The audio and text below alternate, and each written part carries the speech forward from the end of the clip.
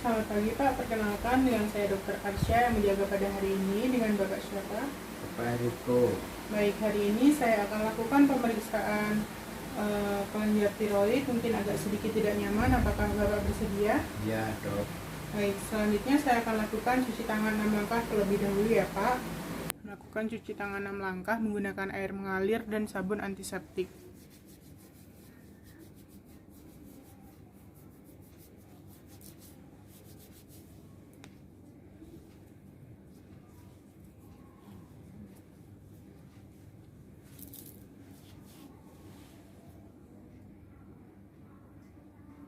Pertama, saya akan lakukan pemeriksaan trachea. Pemeriksa meminta pasien untuk duduk tegak dan kepala sedikit tengadah. Silakan Bapak untuk duduk tegak, kemudian kepalanya sedikit menengadah. Jangan terlalu ke atas ya Pak. Kemudian pemeriksa mengenali osteoid, lalu kartilago tiroid, dan juga kartilago trikoid dan juga trachea yang ada di bawahnya. Lalu selanjutnya pemeriksa melakukan inspeksi pada trachea untuk menemukan setiap deviasi dari posisi garis tengah yang normal. Lalu pemeriksa melakukan palpasi trachea dengan menempatkan jari tangan di sepanjang salah satu sisi trachea dan perhatikan celah di antara trachea dan musculus sternomastoideus.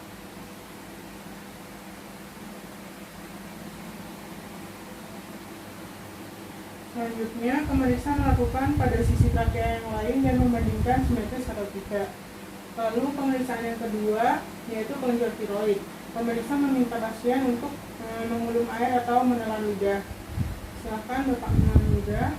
Kemudian meminta pasien untuk menengadahkan kepala dan menelan air atau ludah tersebut.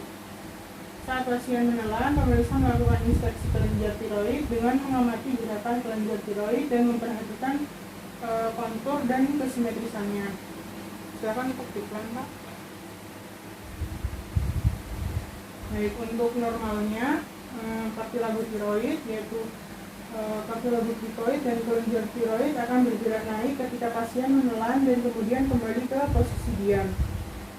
Selanjutnya ada palpasi kelenjar tiroid dan anterior.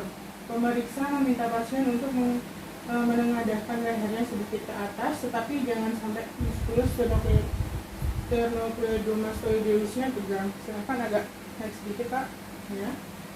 Lalu pemeriksa meminta pasien untuk mengulum air atau menelan ludah jika pasien puasa seperti sebelumnya.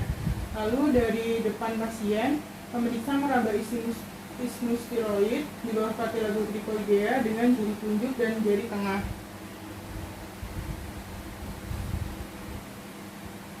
Kemudian meminta pasien untuk menelan air ludah dan merasakan gerakan isthmus tiroid ke atas menyentuh permukaan ventral dari ujung pemeriksa. Silakan untuk fleksi ringan dan miring ke kanan.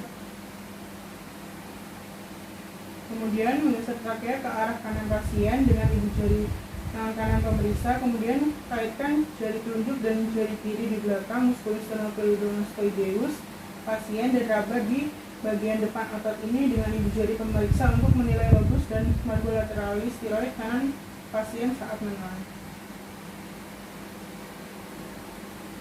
Miring ke kanan, kemudian ditelan. Kemudian dengan cara yang sama lakukan pemeriksaan lobus margo lateralis tiroid kiri pasien. Di sini katanya. Silakan menelan. Baik, untuk laporannya itu ada ukuran, kemudian simetris atau tidak, untuk bentuknya normal atau tidak, lalu konsistensinya, lalu nodul pada permukaan kelenjar tiroidnya halus atau berbenjol-benjol, kemudian nyeri tekan dan apakah bergerak mengikuti gerakan penelanan atau terfiksasi. Selanjutnya ada palpasi kelenjar tiroid dari posterior. Pemeriksa meminta pasien untuk menengadahkan lehernya sedikit ke atas, tetapi jangan sampai terlalu tegang. Silakan agak ke atas Pak. Lalu pemeriksa meminta mengulum air. Dari belakang pasien, pemeriksa menempatkan ibu jari di tengkuk pasien dan meletakkan jari telunjuk dan jari tengah sedemikian rupa sehingga jari telunjuk pemeriksa tepat di bawah cartilagus cricoidea pasien atau di bawah cartilagus cricoidea terdapat isthmus tiroid. Lalu meminta pasien untuk menelan air atau menelan ludah dan merasakan gerakan isthmus tiroid ke atas menyentuh permukaan ventral dari telunjuk memeriksa. Lalu pemeriksa meminta pasien untuk fleksi ringan dan miring ke kanan. Silakan Bapak miring ke kanan. Lalu pemeriksa menggeser trakea pasien ke kanan dengan jari-jari tangan pemeriksa, kemudian jari-jari tangan kanan pemeriksa melakukan palpasi ke arah lateral untuk menemukan lobus dan margo lateralis kanan tiroid pasien.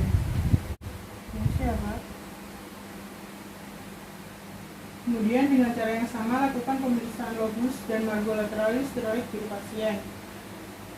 Ini akan menelan.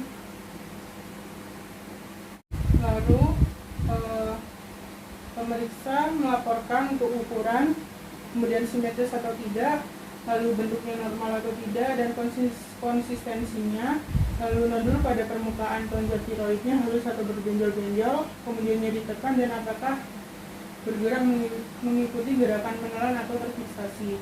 Kemudian untuk auskultasi kelenjar tiroid, apabila kelenjar tiroid membesar, lakukan auskultasi dengan stetoskop pada kedua lobus lateral untuk mendengarkan suara buit atau bunyi yang serupa bising jantung tetapi bukan berasal dari jantung.